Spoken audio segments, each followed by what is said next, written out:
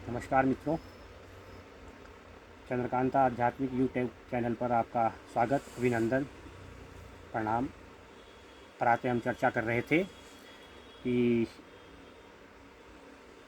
माता सर्वोच्च स्थान है, वो परमात्मा का प्रथम स्वरूप हैं। माँ गुरु गोविंद तीनों कड़े काके लागों पाए, बलिहारी माँ आपने गुरु गोविंद दोनों दियो बताए। तो हम इसको क्रम को आगे बढ़ाएंगे। ऐसा मैंने क्यों लिखा? माँ का सर्वोच्च स्थान है और वो परमात्मा के समक्ष है, ये मैंने इसलिए कहा है कि माँ उस परमात्मा का साक्षात प्रतिबिंब स्वरूप माँ है।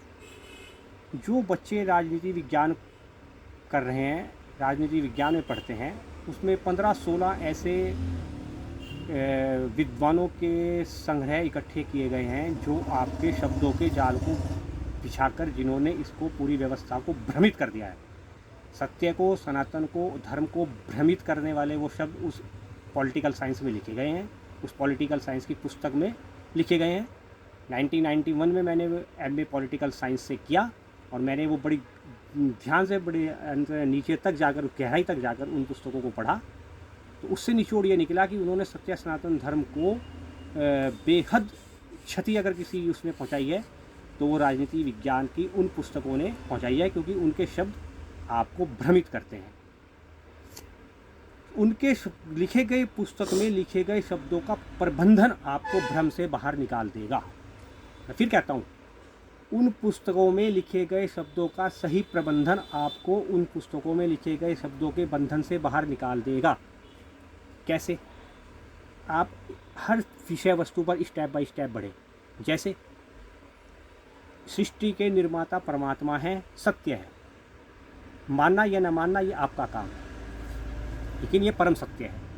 दूसरा, यह प्रकृति ईश्वर के द्वारा बनाई गई है, यह प्रकृति ईश्वर की देन है। तीसरा, मनुष्य और 83,99,999 प्रजातियाँ, योनियाँ, वो इस प्रकृति के अधीन हैं, न कि परमात्मा के। क्या अंतर है? सृष्टि परमात्मा के अधीन है, 84 लाख योनियाँ इस सृष्टि के अधीन हैं। मनुष्य सहित सभी प्रजातियाँ, सभी जातियाँ, सभी योनियाँ निर्माण के बाद स्वतंत्र हैं। नंबर 4, ईश्वर अवतार धारण करते हैं, वह स्वतंत्र हैं क्योंकि प्रकृति उनके अधीन है, और मनुष्य को जन्म लेना पड़ता है क्योंकि वो प्रकृति के अधीन है। प्रकृति, फिर से देखिए, प्रकृति ईश्वर के अधीन है, मनुष्य प्रकृति के अधीन है। कर्म करने का अधिकार सिर्फ मनुष्य को है।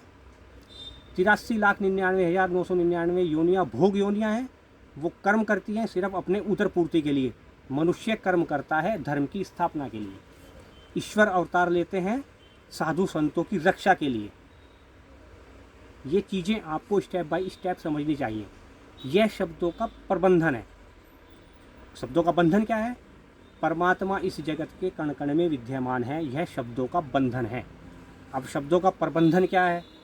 परमात्मा से इस सृष्टि का कण कण विद्यमान है, यह शब्दों का प्रबंधन है। आपको परीक्षा पास करने के लिए परीक्षा पत्र के प्रश्नों के उत्तर देने पड़ते हैं। उत्तर सही होने पर आपको अंक प्राप्त होते हैं। सही उत्तर न मिलने पर आपके नंबर काट दिए जाते हैं। आपने जितना सही लिखा, नंबर आपको उतने ही मिलते हैं। ठीक इसी प्रकार पारलौकिक जगत में है।